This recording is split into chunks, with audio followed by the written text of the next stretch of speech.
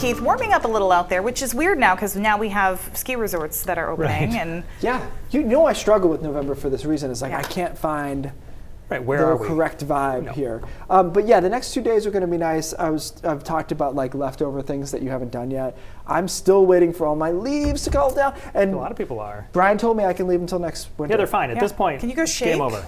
Yeah, I'm not quite big enough for that. And before I get these emails, I know it's good to leave a little layer of leaves on for your grass. This is not that. This is like inches of leaves that are going to be falling through here. All right, 45 in Portland, 44 in Bangor, 45 in Augusta. Nice sunny day. That made a big difference.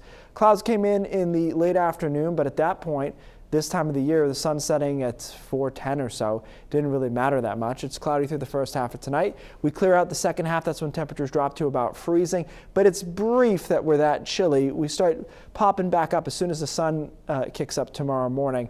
And we're in the 40s by 8 o'clock in a lot of spots, easily on the way to the 50s by tomorrow afternoon, mid-50s in quite a few spots. With the sun, outside of these huge temperature anomalies that happen every once in a while, this is about as good as you're going to do in mid-November. And we'll actually do it 2 days because I think Friday, although it's breezier and there's a couple of high thin clouds, it's in the mid and upper 50s and even some low 60s by Friday afternoon. So all good stuff the next 2 days. And then here comes our front that we're watching for the weekend that's going to combine with a subtropical low to our south. Now, the models have come into better agreement on this, which is great. If you just look at it compared to yesterday, they look similar.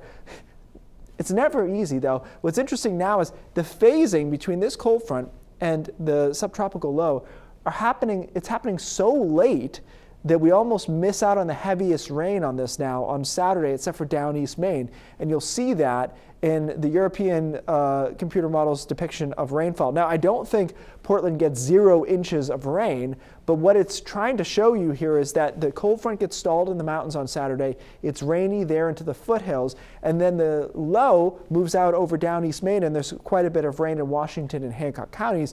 But according to at least the latest models, there's a bit of a break in between those two where it's not raining that heavily on Saturday. So I will tell you this, we are really threading the needle for this to happen, but I want to put it on your radar, so to speak, that it might not be quite as wet over southern and western Maine, and hopefully it stays that way. We'll keep an eye on it. As far as snow goes, 1 inch, maybe 2, it's mostly a rain event. Speaking of putting it on your radar, next week, Tuesday night into Wednesday, big travel day, there's a mix of rain and snow changing over probably to heavy rain at that time. So we'll keep an eye on that as far as people getting out and about for Thanksgiving. So yeah, I still have rain on Saturday. Most of us are going to have rain. I just want to keep a door open to southern and western Maine not being a complete and total washout. I don't know what it buys you if it's in the middle, but that's my job, to just tell you what's going to happen, then you figure out what you want to do with it. Really small window there.